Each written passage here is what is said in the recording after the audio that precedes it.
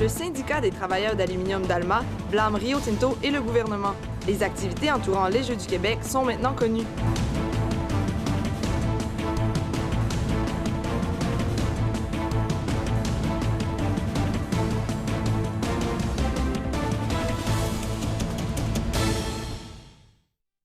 Bonsoir, mesdames et messieurs, et bienvenue à ce web journal du mercredi 25 janvier.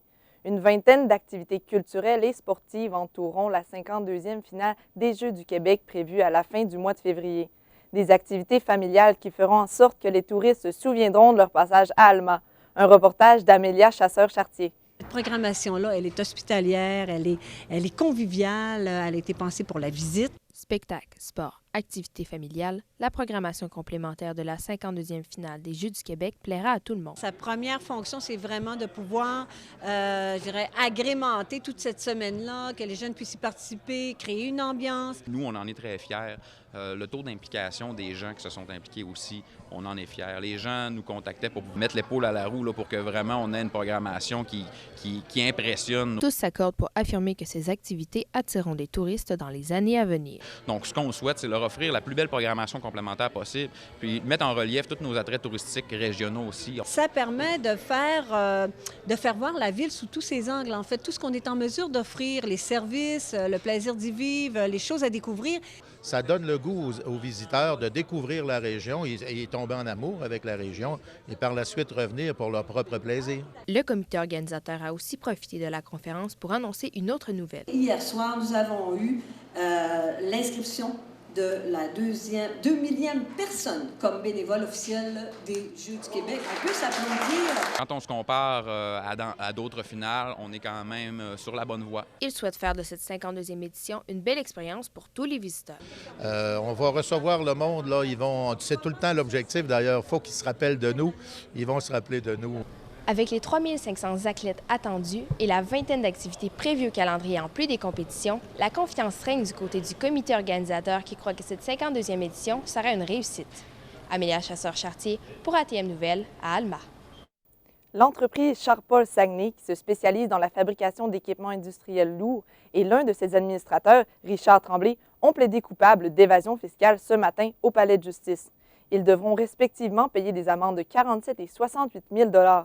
L'Agence du revenu fédéral a prouvé que l'entreprise a fraudé la loi sur l'impôt en omettant de déclarer des revenus de 283 000 $ en 2010-2011.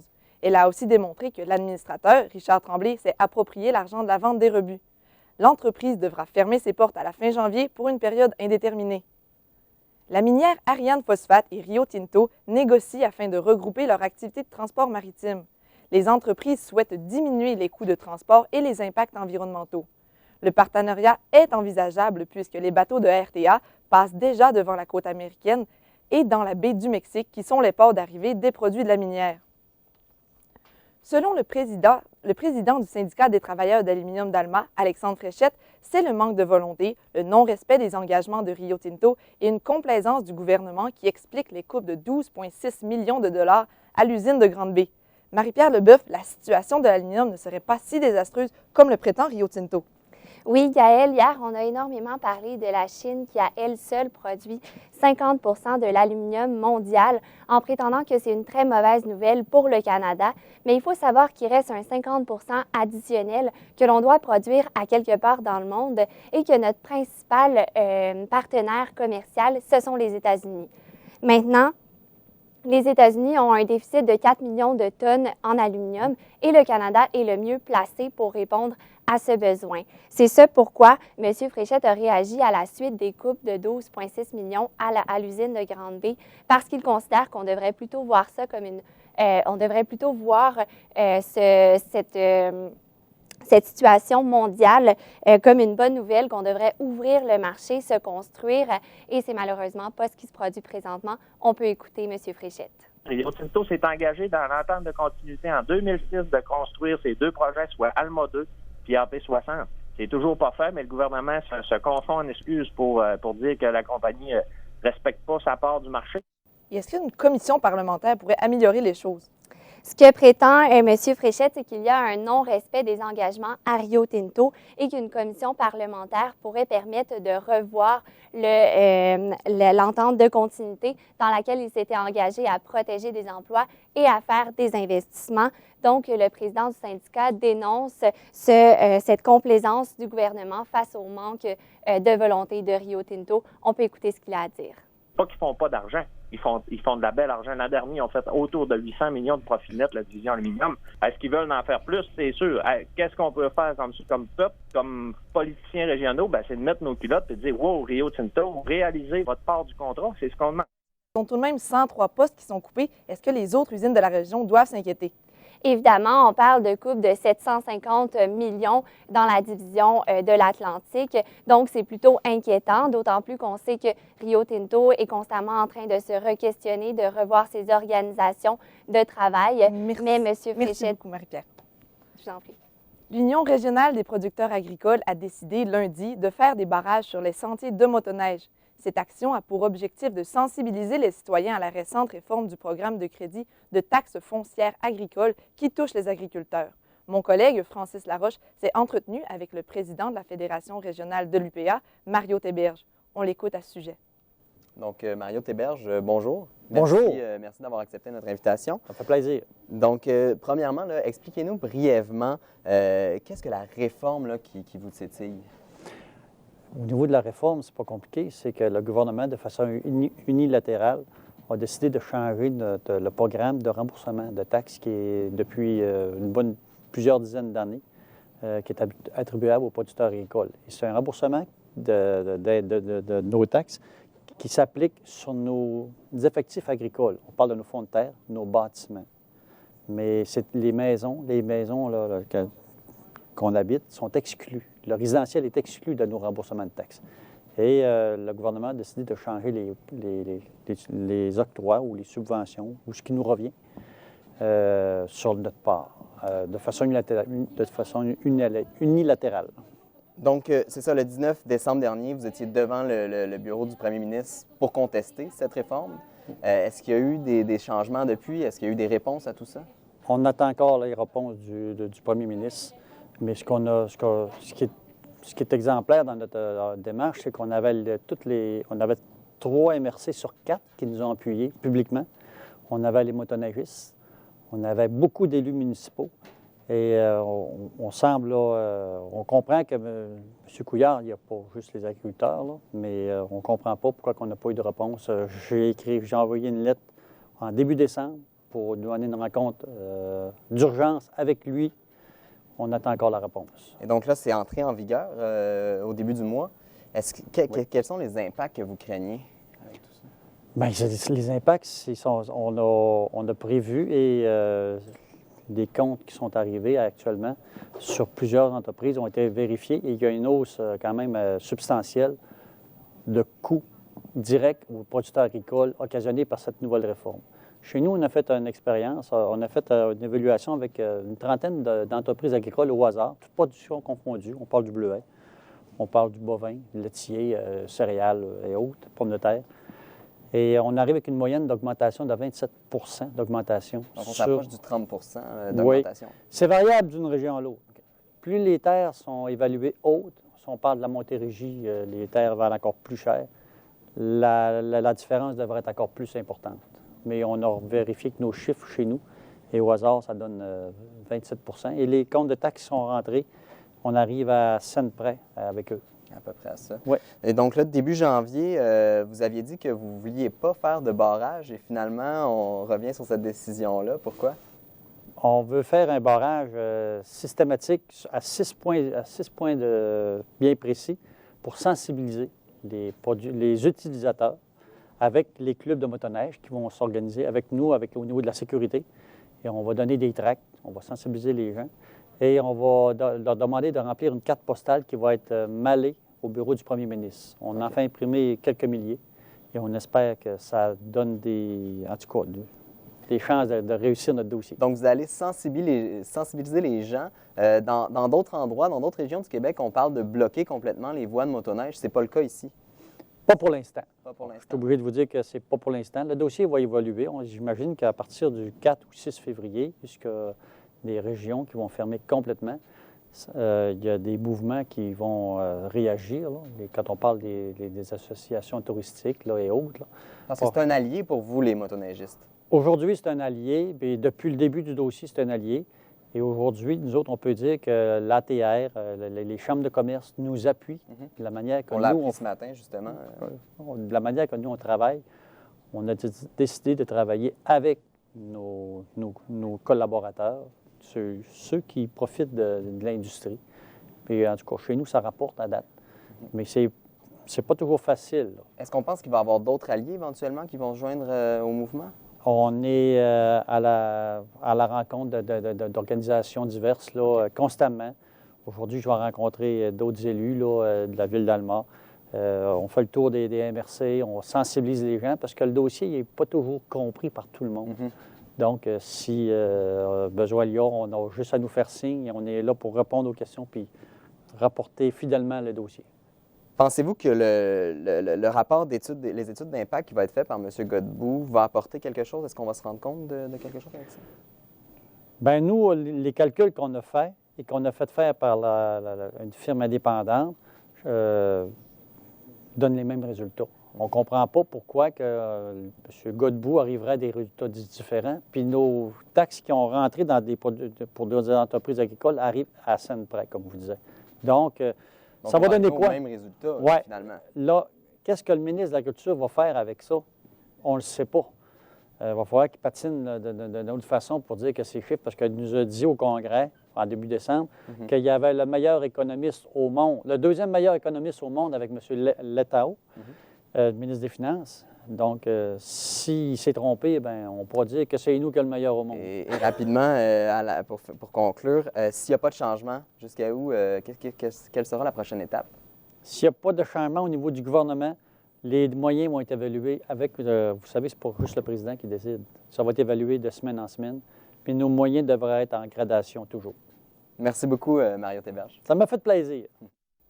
Le secteur Arvida a été déposé aujourd'hui sur la liste indicative du patrimoine mondial au Canada. Le ministre de la Culture du Québec, Luc Fortin, espère qu'Arvida fera partie intégrante de l'UNESCO et il demande une commémoration de lieu historique national du Canada. Le maire Jean Tremblay se dit confiant et espère une réponse positive. C'est connu depuis quelque temps, Poste Canada livre de la marijuana à domicile. Le porte-parole de la sécurité publique à Saguenay, Bruno Cormier, est surpris toutefois d'une telle offre étant donné que la loi sur la légalisation de la marijuana n'est pas encore en vigueur. Selon lui, les personnes ayant recours à ce service devront faire face à la justice. Poste Canada soutient toutefois que le service est disponible que pour la livraison de cannabis thérapeutique. Il est toujours difficile d'obtenir des ressources pour aider les jeunes qui souffrent de maladies mentales. La journée de sensibilisation aux maladies mentales, Belle cause pour la cause, ouvre aujourd'hui la discussion sur le sujet et le fait d'ailleurs depuis maintenant 6 ans. Rosalie Dumais-Beaulieu, pourquoi la demande dépasse autant l'offre? Oui, bien en fait, c'est que l'anxiété et le stress sont vraiment les principaux problèmes qui sont observés chez les jeunes. Et ça s'explique par plusieurs facteurs. Mais le facteur vraiment prédominant, c'est la société de performance dans laquelle on vit. Donc, les jeunes ont toujours l'impression qu'ils doivent être les meilleurs dans tout, à l'école, avec les devoirs, avec les amis. Il y a une espèce de compétition qui s'installe. Donc, ça prend une très grande place dans leur vie et ça emmène des conséquences qui peuvent parfois être assez graves. Et d'ailleurs, on peut écouter l'enseignante en psychologie, Mercedes Aubin, nous en parler. Ça va occuper toutes leurs pensées. Des fois, ça peut aussi Des fois, ça peut se transformer en dépression quand il y a trop de stress puis que le corps s'épuise. Ça peut dégringoler vers la dépression aussi, par exemple. Et en quoi les ressources ne seraient pas suffisantes pour les aider? Oui, bien c'est ça. En fait, il n'y a pas assez de ressources. Par exemple, au cégep de Jonquière, il y a une psychologue et une travailleuse sociale. Et ça, c'est vraiment pas assez pour toute la clientèle qui en a besoin. Bien sûr, les crises vont être gérées en premier. Par exemple, les idées suicidaires vont tout de suite être prises en charge. Par contre, les gens qui souffrent d'anxiété ou de dépression vont avoir une consultation, mais pas de suivi. Donc, les jeunes vont être un peu laissés pour compte dans cette histoire-là. Bien sûr, il y a d'autres options qui s'offrent à eux. Il y a, par exemple, la ligne d'aide téléphonique Tel Jeune. Donc, les jeunes peuvent appeler ou texter à Tel Jeune pour parler de leurs problèmes aussi un peu démystifier les maladies mentales. Et justement, une intervenante professionnelle chez Tel Jeune, Élise Huot, peut nous en parler. Tu sais, je pense que les jeunes sont intéressés à comprendre, comprendre pourquoi ils sont tristes, ce que je peux faire pour m'aider. Tel Jeune, ça reste un endroit où ils peuvent en parler, peu importe c'est quoi le sujet qui les préoccupe. Ça promouvoit la bonne santé mentale de pouvoir en parler. Et est-ce que les journées de sensibilisation comme Belle cause pour la cause font une différence? Oui, bien, Belle cause, pour faire un petit retour, en fait, c'est 5 cents qui vont être versés à des organismes qui aident à la santé mentale pour chaque publication ou chaque partage d'une publication qui a le mot-clic Belle cause. Donc, il y a 5 cents qui est versé pour ces organismes-là. Et oui, ça fait une différence. Il y a des retombées qui sont positives. Par exemple, il y a de l'argent qui est amassé. Il y a les tabous qui tombent peu à peu. Mais par contre, Mercedes Aubin pense qu'il y a beaucoup plus qu'un mot-clic qui peut nous aider à avancer en tant que société. Eh bien, merci beaucoup, Rosalie. Ça me fait plaisir. Cet avant-midi, un homme de 30 ans a comparu au palais de justice d'Alma. L'homme a été arrêté sur la rue des Myrtilles pendant la nuit alors qu'il fouillait dans les automobiles. Il fait face à des accusations de possession d'outils de cambriolage, d'intrusion de nuit et possession de cannabis. L'enquête continue à propos de l'homme qui est déjà bien connu des policiers. Le maire Jean Tremblay a lancé un vote sur sa page Facebook afin de choisir une devise à Saguenay. Les choix sont « Au bout du fjord, un royaume »,« Énergie et vaillance »,« Grandissons ensemble » et « Vivre comme ces rivières ». Jean Tremblay ne sait pas encore pendant combien de temps durera la consultation, mais selon lui, une semaine sera suffisante avant de présenter le choix final au conseil municipal. Bonsoir, Laurie Trottier.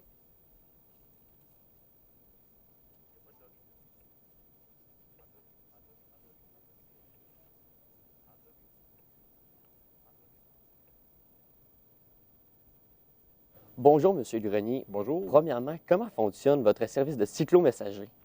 En gros, ça fonctionne que les gens nous écrivent par courriel sur Facebook, à le messager là, sur Facebook. Ils nous disent où il faut prendre leur colis. Après ça, on arrive, on prend le colis, puis on va le porter le plus rapidement possible à vélo au lieu qu'il faut aller porter, il faut faire la livraison. OK. Et ça, c'est vraiment juste un service qui est au Saguenay? Oui, là, pour le moment, même, c'est un service qui va être dans la première phase, si on veut, là, juste dans l'arrondissement de Chicoutimi, Chicoutimi-Nord et Jonquière. OK. Et on sait qu'au Saguenay, il y a quand même des hivers plus ardus. Ouais. Beau temps, mauvais temps, est-ce que vous faites quand même la livraison en hiver? Hein? Oui, on fait la livraison à l'année. On a des vélos conçus pour ça. Moi, j'ai des vélos avec des pneus spécifiques selon les conditions. Et puis, beau temps, mauvais temps, là, on est sur la route on the road. Et j'imagine que vous avez des vélos adaptés pour ça, justement. Est-ce que c'est des fat bikes? Quand c'est des journées comme aujourd'hui, il y avait une tempête, OK? Je peux me déplacer en fat bike, effectivement, parce que le sol n'est pas stable. Fait qu'un fat bike, les pneus sont beaucoup plus larges, on a beaucoup plus de traction. Sinon, s'il n'y a pas de glace, j'y vais en vélo de route, même si c'est l'hiver. Puis quand il y a de la glace, j'ai ce qu'on appelle un cyclo-cross avec des pneus à clous. Fait que là, ça grippe dans la glace, puis on a bien du fun. Et les services, eux, ils vont débuter quand environ? Je suis en train de bâtir une clientèle là, en ce moment, vu que je ne suis pas encore actif. Donc là, en ce moment, je me bâtis une clientèle. Quand on va avoir ce qu'on appelle le minimum pour que ça soit viable, je vais aller de l'avant. Je m'attends à aller de l'avant soit fin mars, début avril. Ça va quand même super bien. Là. Ça fait 2 semaines que je suis officiellement actif là, dans la recherche de partenariat, puis la demande est là. Et est-ce que c'est ouvert à tout le monde? C'est quelle sorte de votre clientèle? Moi, premièrement, je vise la clientèle des professionnels, donc les avocats, les notaires, les architectes, les photographes, le monde des médias, beaucoup aussi. Il y a souvent des rushs, hein, envoyer un disque dur à une place, une disquette, pas une disquette, mais la clé USB à telle place, ainsi de suite. Donc, ça va être pas mal ça. Puis aussi, des fois, les particuliers, là, ça peut arriver s'il est dans la zone que je desserre. Donc, ça va être pas mal ça dans l'immédiat, là, couramment, ça va être ça la clientèle. Et les tarifs environ, ça ressemble à quoi? Les tarifs, c'est sûr que ça dépend du rush. Donc, ça va dépendre à quelle vitesse on veut que le colis soit livré. Sinon, ça part environ à 5-6 $, puis après ça, bien, ça peut monter rapidement selon le poids, la distance et surtout le temps qu'on a pour livrer. Et vous comptez faire environ combien de kilomètres par jour? Parce que, bon, Saguenay, c'est grand quand même. Oui, le Saguenay, c'est grand. Moi, je m'attends, exemple, à monter et à descendre la rue Racine à Chicoutimi sans arrêt à journée longue, puis même aller me rendre jusqu'ici sur Saint-Dominique, là. Donc, on parle d'une distance d'environ une vingtaine de kilomètres. Là. Fait que je m'attends à faire entre 80 et 120 kilomètres par jour, chose que je faisais déjà quand j'étais messager à vélo à Montréal. que vous avez pratiqué pendant 2 ans, c'est bien ça? Effectivement, 2 ans. Et êtes-vous le seul employé, justement, dans cette entreprise-là? Pour l'instant, à temps plein, oui. Mais dès que je vais être actif sur la route, je vais avoir avec moi des collègues. Je vais être le seul, par contre, à date, à très court terme, sur un vélo. Mais avec moi, ça va prendre une équipe pour le dispatch, surtout, là, parce que je ne peux pas tout faire en même temps, là, malheureusement, là, surtout pas moi. Là, fait que... Le service de slow messager, c'est une première à Saguenay. Oui. Avez-vous fait une étude de marché pour ça? Écoutez, moi, j'ai pas fait une étude de marché en tant que telle. Il faut dire qu'elle est en change, là, dans le sens qu'aujourd'hui, on peut faire une étude de marché virtuelle. Là, avec les réseaux sociaux, on peut avoir déjà une bonne idée de la demande par rapport à un service qu'on veut offrir. Moi, j'ai eu un bon impact. J'ai ouvert une page Facebook en fin de semaine, puis déjà, en dedans de 3 jours, j'ai pogné le 200 likes. On parle au niveau local, hein? C'est au niveau local, mon service, c'est quand même énorme, là. Et puis aussi, j'ai eu beaucoup de courriels, beaucoup de gens qui veulent faire affaire avec moi, beaucoup de gens qui veulent rouler avec nous autres, qui ont mis message à vélo aussi. Le monde sont rendus là aussi. Tu sais, c'est hot, là. Tu sais, quand même, tu sais, je veux dire, tout le monde dit que le Saguenay, tu sais, c'est l'environnement, c'est la nature, et ainsi de suite. Fait que nous autres, c'est 0 émission de gaz, là. Tu sais, puis en zone urbaine, on est aussi rapide qu'un véhicule à moteur, même des fois plus rapide selon les conditions, comme aujourd'hui, là, les grosses vannes, ça avance pas vite, là, dans la neige, là. Fait que nous autres, il n'y en a pas de problème, là. Si vous trouvez d'autres slow messagers avec vous, allez-vous justement élargir oui. vos kilomètres? Vous comptez aller jusqu'à où, admettons, que ça sera le maximum? L'idéal, j'aimerais ça couvrir, là, tu vas rire, là, tout le Saguenay-Lac-Saint-Jean. En tout cas, au moins le Saguenay, le Haut-Saguenay qu'on appelle, donc exemple de la baie jusqu'à Jonquière, puis après ça, même le secteur d'Alma, Roberval et Saint-Félicien, tout ce coin-là. La manière ça fonctionne, c'est qu'on se fait des bureaux satellites aux extrémités de chaque zone. Puis là, c'est comme une course à relais, dans le fond. Fait que moi, je vais le porter à un autre messager que lui le prend, puis va le porter à un autre. On peut quand même atteindre des vitesses moyennes assez impressionnantes. Là. On roule l'été, on peut rouler facilement à 30 km/h. Là, fait que ça va quand même assez vite. Et rapidement, je dirais, le Saguenay, en fait, Chicoutimi, plusieurs côtes. Oui. Vous, comment est-ce que vous vivez ça? Je veux dire, c'est vous le slow messager là-dedans. Nous autres, comme je disais, souvent le monde dit « Ouais, mais les côtes, c'est sûr que c'est long monter une côte, mais descendre une côte, ça va assez vite. » Merci beaucoup, Sylvain Grenier. Alors, bonsoir, Laurie. Bonsoir. Alors, dites-nous ce soir, qu'est-ce qui se passe sur la scène culturelle au Lac-Saint-Jean? Eh bien, Gaëlle, ce soir, c'est la finale locale de Cégep en spectacle pour le Cégep de Chicoutimi. Ça se passe au Théâtre Banque Nationale à 19h30. Et ce qu'on voit à l'écran, c'est le duo de Gabriel Savard-Dion et de Mathieu Chouinard qui ont accédé là, à la finale provinciale pour le Cégep de Jonquière l'an passé. Et moi, pour ma part, j'ai essayé le secondaire en spectacle quand j'étais jeune. Je n'ai pas été sélectionnée, mais ce que j'ai remarqué au Cégep, c'est vraiment que le talent monte d'un cran. Ce soir, c'est 9 performances solo, du chant, de la musique, de l'hypnose. Ils nous promettent donc vraiment un très bon spectacle. Oui, et c'est d'ailleurs ce que m'a confié Cathy Lapointe, qui est la conseillère de la vie étudiante au Cégep de Chicoutimi. Elle m'a parlé un peu de ses attentes pour ce soir. On l'écoute. Moi, la seule attente que j'ai, c'est que les jeunes aient du public dans la salle, qu'ils viennent les applaudir, que les jeunes sortent satisfaits de leur expérience de Cégep en spectacle. Alors, c'est toute une expérience, sans oublier l'entracte qui va être produit par Vice-Roi. Donc, c'est 175 personnes qui ont acheté un billet. Ils risquent d'être très gâtés. Maintenant, Gaëlle, segment devinette de la soirée. Devinez qui est le poète slameur qu'on entend dès maintenant. Les réseaux sociopathes, ça, y a pas à dire, rien de mieux pour rien dire, sans jamais tarir, à moins de vouloir combler la place à rire. Ah ben c'est David Goudreau. Mais oui, c'est exactement lui. En plus d'être travailleur social, écrivain, romancier, poète, d'écrire des slams hebdomadaires pour Radio-Canada et d'écrire des chroniques chaque dimanche pour la Tribune, eh bien, il trouve le temps d'être de passage ici au Saguenay-Lac-Saint-Jean, au vieux couvent de Saint-Prime ce soir, dès 17h jusqu'à 19h, pour une conférence performance de slam et un exercice de style aussi vendredi au même endroit.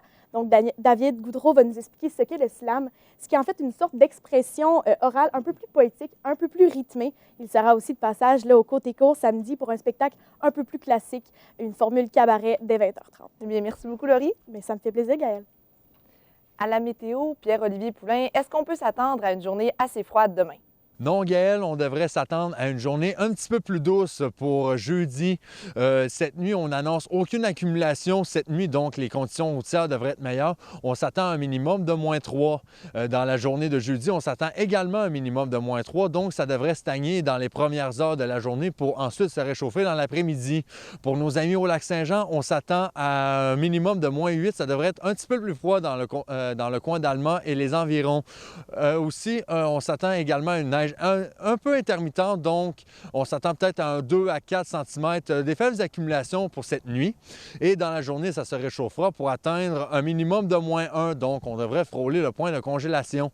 Donc demain, ça sera une excellente journée pour sortir dehors et profiter des activités de l'hiver. On retourne à vous en studio.